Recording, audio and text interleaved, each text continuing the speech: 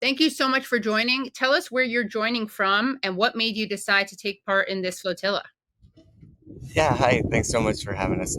We are just off the coast of Crete. And yeah, I decided to join the flotilla just because uh, just got so tired of protesting. And the last action I did, I was coming off the 40-day Veterans and Allies Fast for Gaza. And 2 days later, got the call and asked to be on this mission, and of course, jumped at it because uh, we have to do something and have to. I believe that nobody's life is more important than anybody else's, so that's why I joined. And what about you, Jessica? And also, please tell us about your experiences in the military that made you want to take part in this in particular. Sure. I was in the Marine Corps. I was on a security detail for Presidential Helicopter Squadron Marine One from 2008 to 2012 out in DC. And we just, I witnessed and experienced versions of imperialism that I realized very quickly that I no longer wanted to be a part of. And joining at 17, you don't know what you don't know. And so after that, I decided to be different and to strive and kind of spread that word that there are other options for our children, especially, a lot of people like myself included. I joined the Marine Corps for access to college, and we should have a lot more access to college and other options. But as far as why I joined, my heart was not going to let me do anything else. I was not going to feel peace, and I don't think any of us should. I'm a mother, and I see my son and all of the people there. I see all of us and the people there, and that's why I joined. And Phil, what is your experience in the military? And I want to ask each of you, did you guys have aha moments, or was it more gradual when you started to see what you were doing, or when you started to see the military as an imperialist force? Yeah, so I was in the Marines as well, but I was in from '98 to 2002. I got out just after 9/11. Um, I didn't have an aha moment. My belief shift began in 2010. Is when I started researching and following the money to find out what was happening. But in hindsight, it just made complete sense on the brainwashing effect that takes place in boot camp. To 18-year-olds whose prefrontal cortexes aren't fully developed yet, and they're breaking you down and filling you with these chants and slogans: ready to fight, ready to kill, ready to die, but never will. Right, and that's how exactly that's how they trick us. And so they teach us, about Major General Smedley Butler, right? The most decorated Marine of all times, but they didn't teach us about his politics that he wrote about war as a racket. And so, yeah, it took me, unfortunately, I was a slow learner, and it took me a while to break down the brainwashing. But once I began researching and following the money, like I said, and then in 2014, when the massacres in Gaza, that is what caught my eye, and when I began opening my eyes to the empire's lies about Palestine. Right. And Jessica, how old are your kids, and how did you explain to them what you're doing? My son is 15, and Palestine and the situation there has been a topic of conversation for a while. Um, he has his feelings about it. He's scared for his mom, and I absolutely understand that. And we do the best that we can to have those conversations in an appropriate way, but a truthful way. And I know that as he grows up, he will absolutely understand and hopefully be proud of his mom. Oh. So tell us about the threats that you've been facing and what you think is going to be done by Israel, but also about the presence of Italian and Spanish forces, what their role is right now. Yeah, so just a couple nights ago, was the most recent attack and scary attack. There were 13 explosions, and we caught a great deal of them on camera. And Greg was actually doing some live interviews, and yeah, we were hitting the deck. We were the first boat to be attacked, and I was on watch and heard the drone. We saw whatever it was drop. Fortunately, it bounced off, and we think it was a dud and bounced into the water.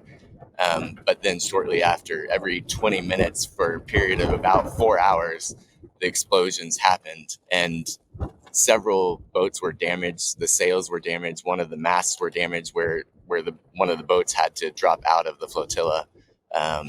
And so fortunately, here we are in Greek national waters and haven't had to have had a little bit of reprieve from that anxiety and the adrenaline rush. And I'll let Jess speak to the Italian and Spanish boats. I think it's fantastic. It's wonderful. The United States could take note. I think it's a wonderful show of force. I know it definitely makes us feel more protected that there are nations stepping up. Spain has done an immense job in being vocal, supporting their people there. I don't know if you saw the protests during the La Vuelta, but the fact that their government supports that, I want to know what that feels like. So I am very appreciative that they would, send their assets to us to help us. Yeah, and if I could just add that they can send the ships to protect their citizens and us, but also we're doing the work that they should be doing with providing aid, right? And that's what we're trying to establish, the humanitarian corridor, so that countries and governments that are equipped to provide the aid sustainable for the what's needed in Gaza. So what is the presence like of the Spanish and Italian ships? So far, I think just the one, right, Italian ship has made it, and the other Italian ship and the other Spanish ship are on the way. There's a possibility that one or both have arrived tonight, but as of yet, it's just the one. So they're calling this the Hamas flotilla. Israel is very genuinely, I'm sure you guys know, offering to unload the humanitarian aid that you're trying to get in. I don't know why they would start doing that now when they haven't been doing that.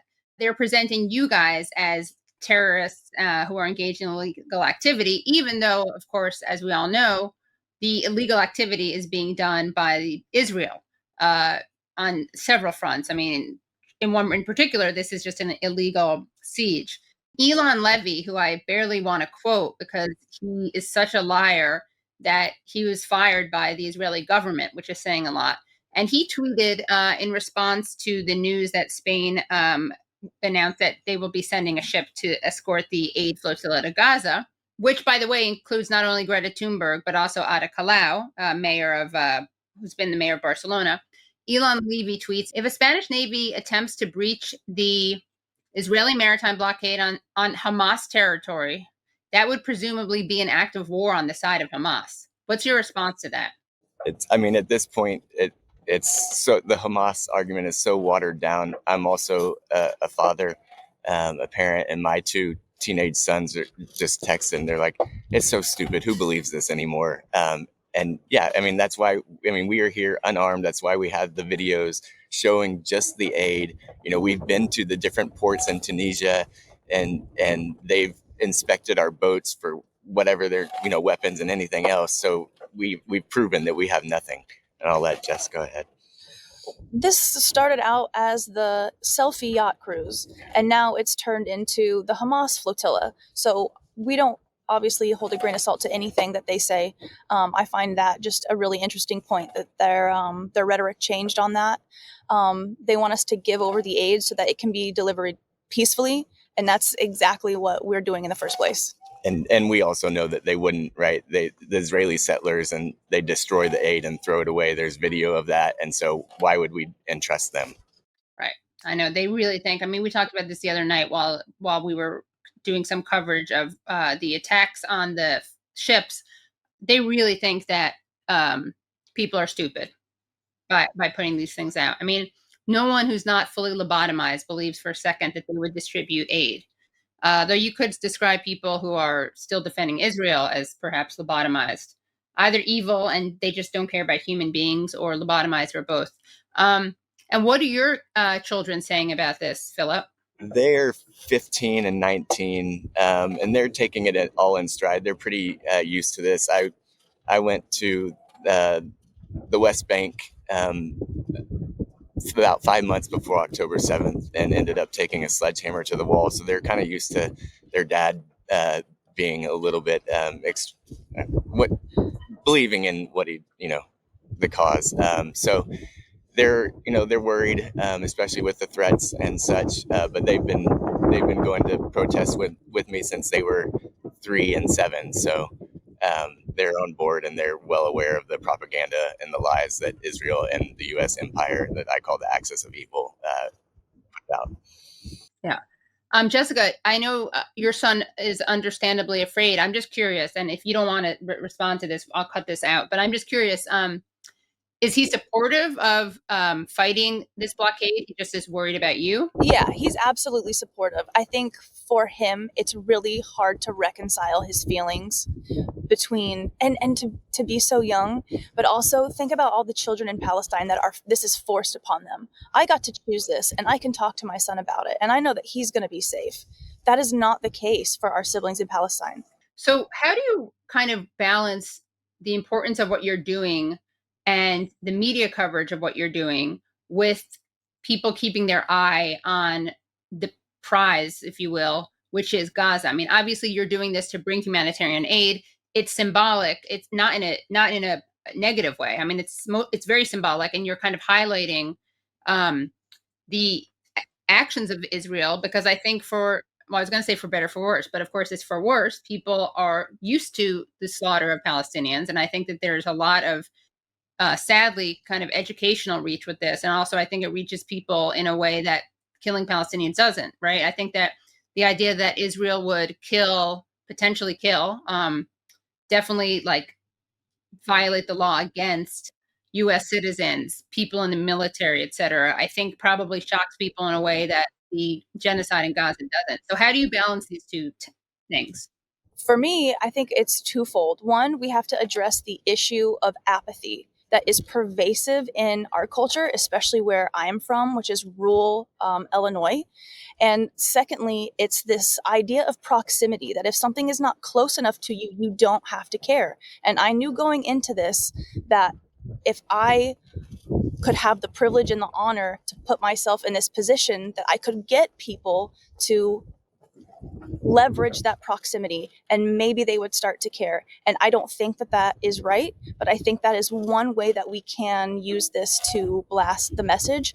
But we always bring it back to Palestine. Whatever happens to the Awela or to our boat, keep your eye on Gaza. And are you afraid for your own safety right now? I talk to the fear when it makes itself present. I understand it. I make friends with it, but it's not going to stop me. And what about you, Philip?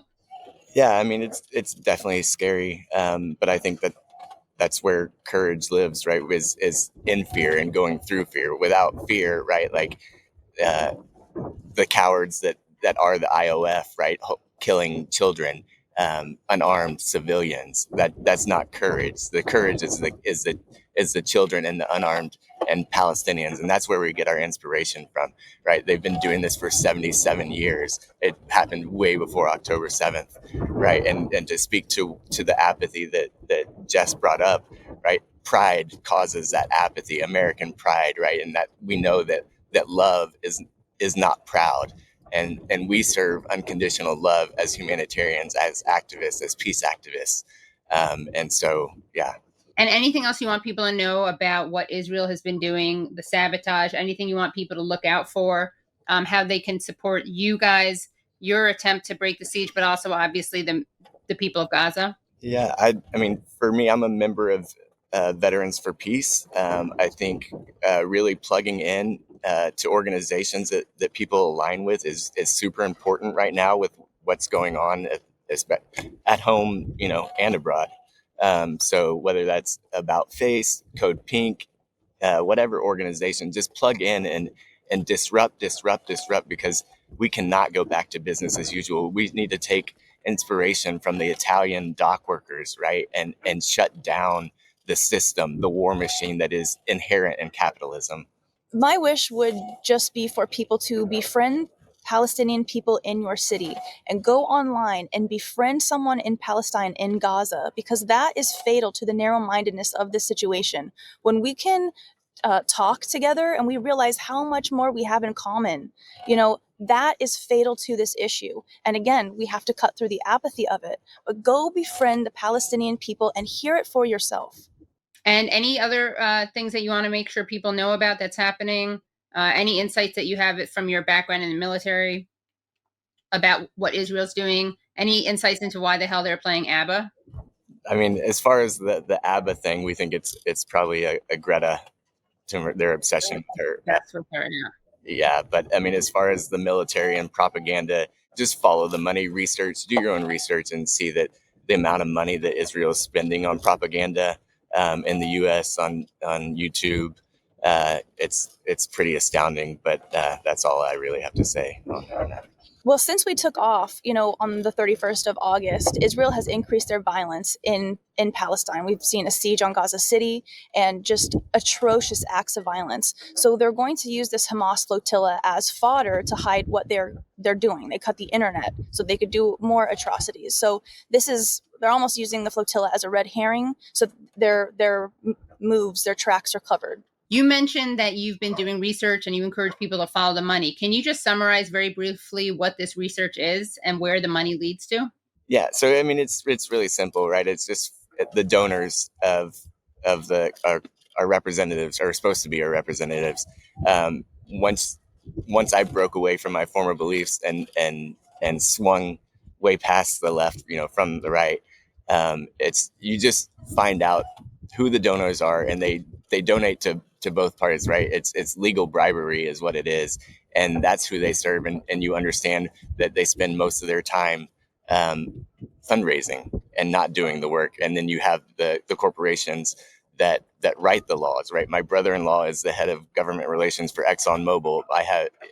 And my nephew's godmother is Ashley Kavanaugh. So I have my family's ties to power are on the wrong side, and I could go into a whole nother segment on it with the conversations I've had with him over. Yeah, exactly. So yeah, I encourage people to follow the money and not get involved in partisan pride, and to try to break away from that. And for that, of course, is Brett Kavanaugh's wife. Yes. Yeah, which she was. Ashley Kavanaugh was George W.'s secretary at when he was governor, and then George W. introduced her to Brett Kavanaugh, of course, right? A mess made in hell. Yeah. It's a good old boys club, and yeah, we're not in it. Yep, exactly. Well, I want to give you guys a shout out for capturing that amazing moment when the Dolphins were protecting you, because when the Dolphins are on your side, that's a good sign. What was it like for you when you saw that? As far as the Dolphins on that day, during the fast, my uncle had passed away, and I had to break away for a little bit to come back. And that was September 16th was his birthday.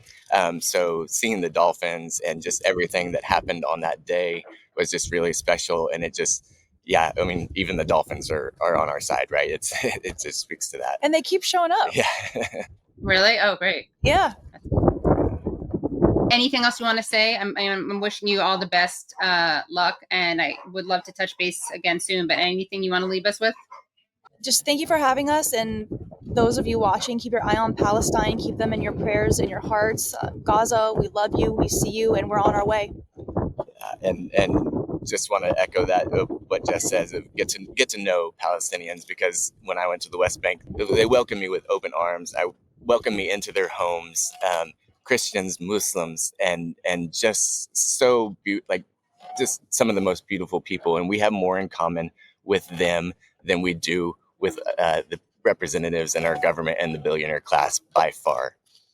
Well, thank you guys so much, and best of luck, and be in touch. Thank you, Katie. Thank you.